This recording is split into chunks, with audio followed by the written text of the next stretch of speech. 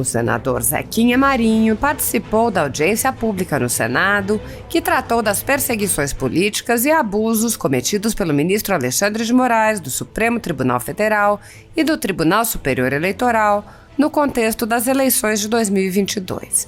Na audiência, o senador apontou que os cidadãos estão se manifestando há mais de 30 dias porque os brasileiros estão enfrentando um plano muito bem bolado.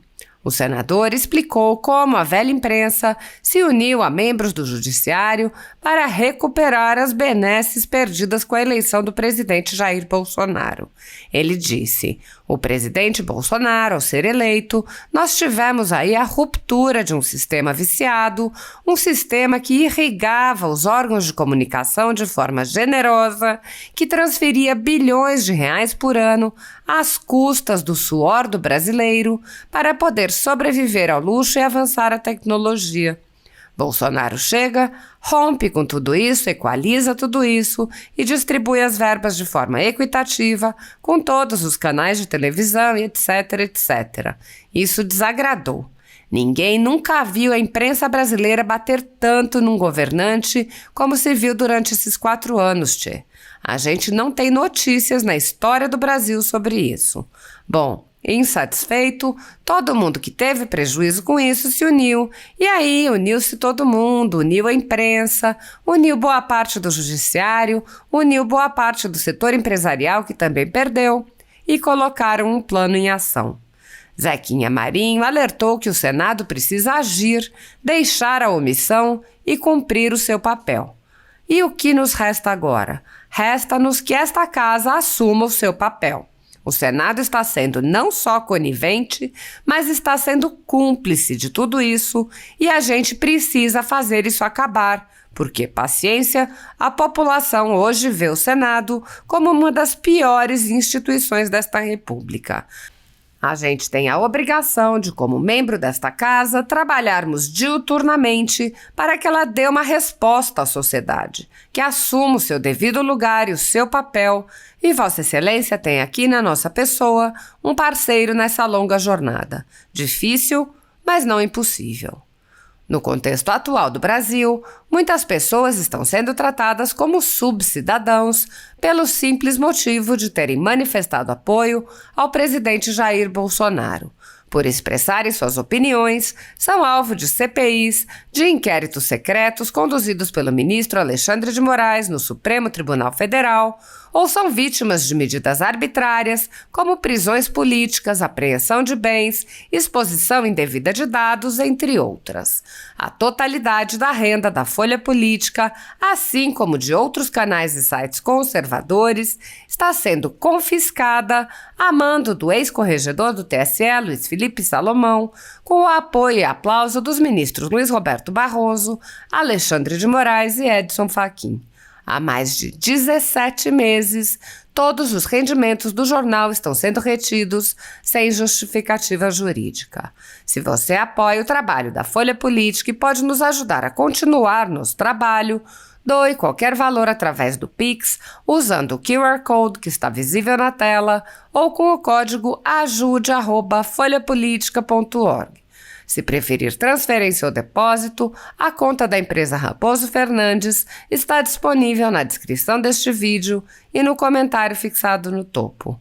Há 10 anos, a Folha Política vem mostrando os eventos da política brasileira e dando voz a pessoas que o cartel midiático quer manter invisíveis.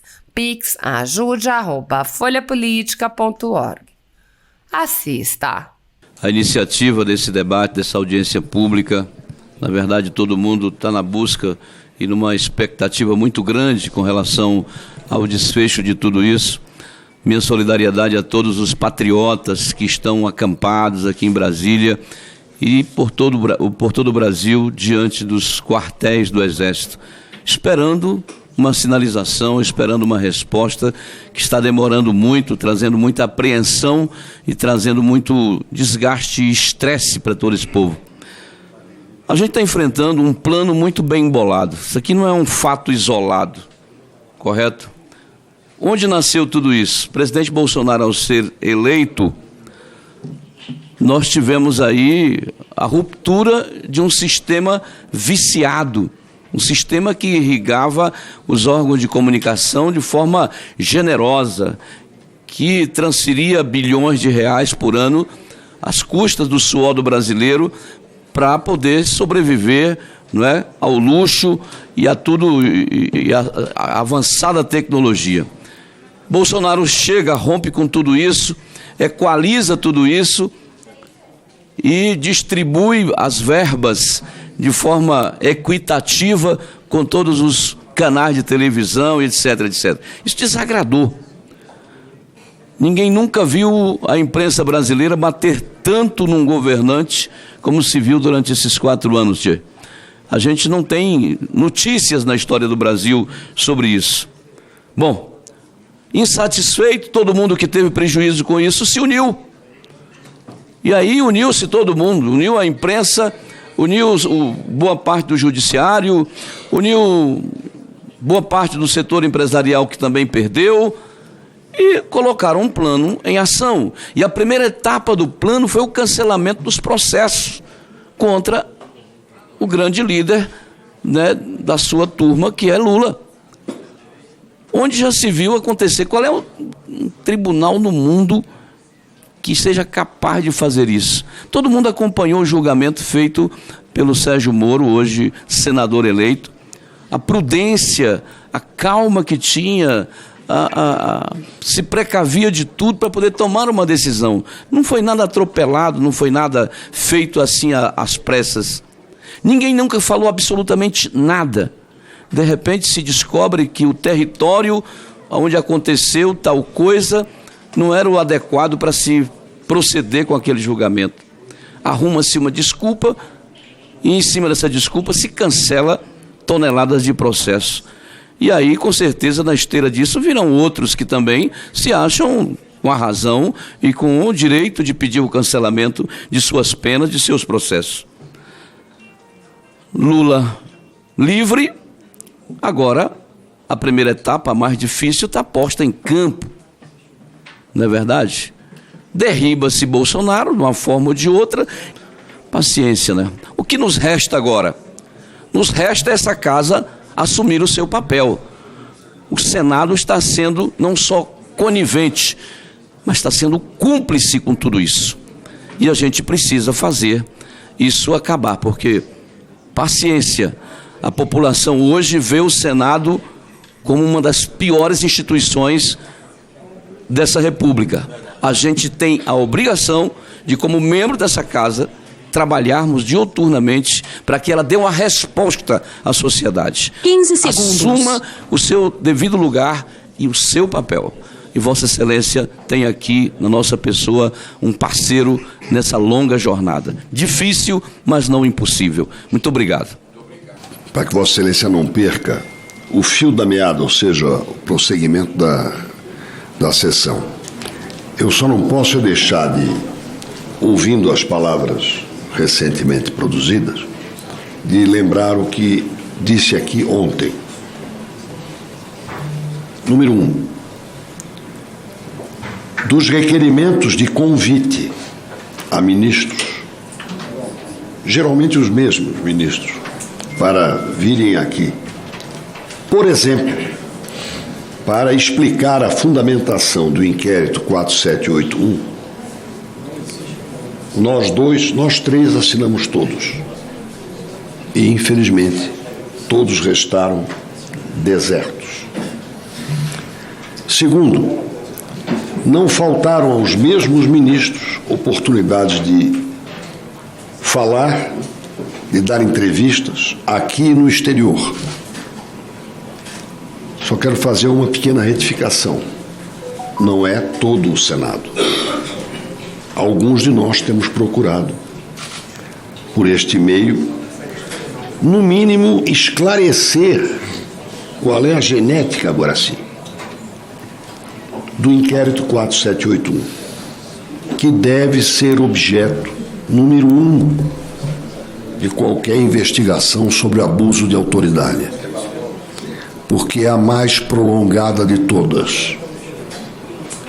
Desde março de 2019, teve início, não tem objeto definido, e quando um demandante, como foi mencionado agora, por exemplo, um partido político, pede alguma coisa desagradável, não só pode ser multado, como pode ter o seu presidente incluído no inquérito. Não há nenhuma diferença de ritualística entre este inquérito e a Inquisição. Porta aberta, um juiz plenipotenciário, que é a suposta vítima, o investigador e a palavra final. Portanto, do que se conhece da história da Inquisição, não consigo vislumbrar nenhuma diferença essencial. Por isto, eu quero aqui enfatizar, no muito que já foi dito, que eu considero essencial que nos preparemos para uma investigação do Congresso sobre os fatos que caracterizam abuso de autoridade, especialmente os associados ao inquérito 4781. E concluo para dizer, lembrando que a ex-procuradora-geral da República, Raquel Dodge, tinha arquivado este inquérito. Arquivado, confere isso. E ele, como se fosse uma erva daninha, brotou de novo. E tem que ser, no verdadeiro respeito ao Estado democrático de direito, confrontado com os preceitos da Constituição e da Justiça. É a prioridade número 1 que eu creio que nós devemos enfrentar nas próximas horas. Muito obrigado. Muito obrigado, senador Espiridião Amin. Eu já passo a palavra